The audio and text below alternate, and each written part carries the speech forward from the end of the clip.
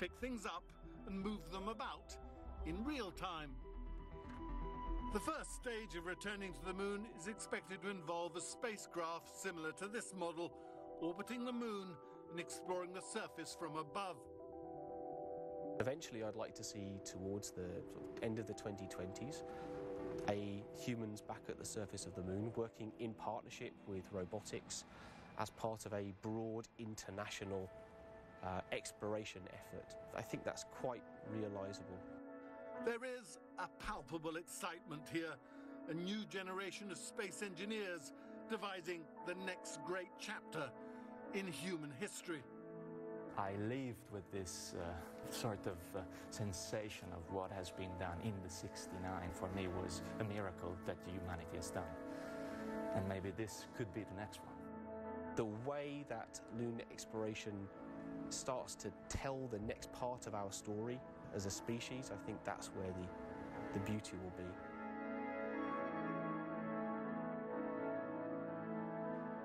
Well, that's it for this month's show.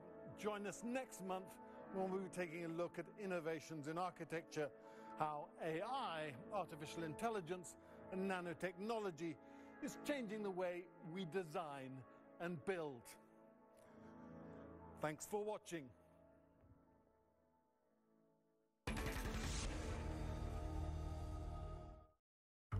Here's a quick tip for finding your ideal hotel. 1, go to Trivago. 2, find the hotel you want.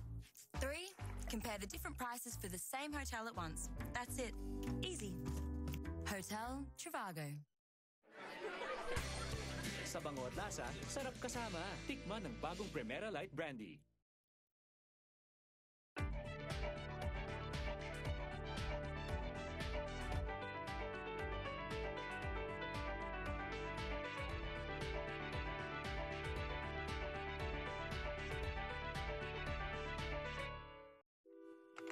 Data, information, it's simply everywhere.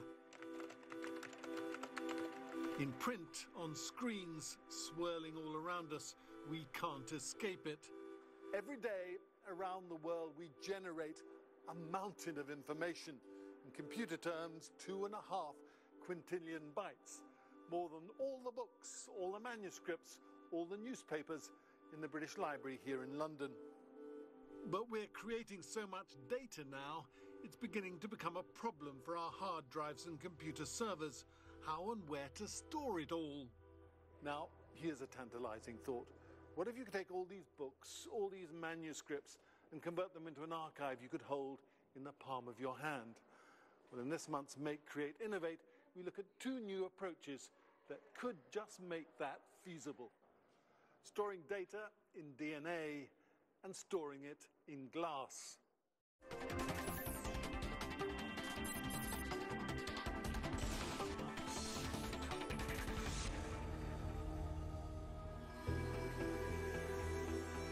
The British Library in London, the largest of its kind in the world. This is the historical way of storing information, knowledge in books and manuscripts, old and new. But since the advent of the computer age in the 1950s, we've had to hugely expand the way we store data. 1884, and the punch card was developed by an American engineer, Herman Hollerith, inspired by watching rail guards punching train tickets. The company he established would eventually become IBM. 1951, the magnetic tape, first developed for audio recording, transformed data storage, each reel able to store as much as 10,000 punch cards. The compact cassette arrived in 1963. Basically, this was magnetic tape miniaturized, and it made data genuinely portable for the first time. The floppy disk was first commercialized by IBM in 1969, a landmark in computer storage. It could store a whopping 256 kilobytes. The CD arrived in 1982, using laser technology to store data. It was superseded a decade later by the DVD. 1999, and the USB flash drive. The Israeli engineer Dev Moran, who developed it, called it a disk on a key. The latest version can hold 1 terabyte of data, or 1,000 gigabytes, the equivalent of over 1 trillion punch cards. Now the storage problem needs to be urgently addressed. Should we be storing digital data in fundamentally different ways?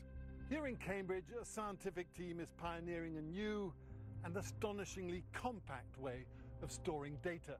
The idea is borrowed from nature, using a storage system based on the extraordinary properties of DNA. Nick Goldman is a leading figure in a new science, bioinformatics. He's both a computer scientist and a specialist in evolution and the study of DNA. DNA is a digital system where we have 4 states, typically known by just the letters A, C, G and T, and a piece of DNA is a long string of these letters in any order. It's often been described as the hard disk drive of life. We begin with raw material. Yes, we're going to illustrate this with a sound recording of Martin Luther King, an excerpt from his I Have a Dream speech. So even though we face the difficulties of today and tomorrow, the first stage is to turn the zeros, ones and twos, the binary code that makes up all our digital files, and turn it into the language of DNA, the letters A, C, T and G. The DNA sequence is then sent to be synthesized by specialist companies. They print the DNA into small test tubes and send it back as a dry residue. What we need for the DNA when it comes in that form is it needs to go to the laboratory. It needs to be cleaned up, purified a bit and amplified to make a greater quantity because it's such a small amount. Retrieving the information is done in stages, first suspending it in a fluid. So here we have a sample of DNA that will encode the Martin Luther King MP3. It's then amplified and purified to leave only the DNA you want before getting to the most crucial stage of the process, the sequencing machine. Basically, it will generate a text file which contains the DNA sequences, and then I will send them to Nick and he will begin decoding. The guys in the lab give me that computer file. That looks like this. It has a line for each of the fragments that have been read, and I take those and essentially reverse the process that made the designs to get the MP3 file back again. And if everything has worked properly, it sounds exactly as it did before.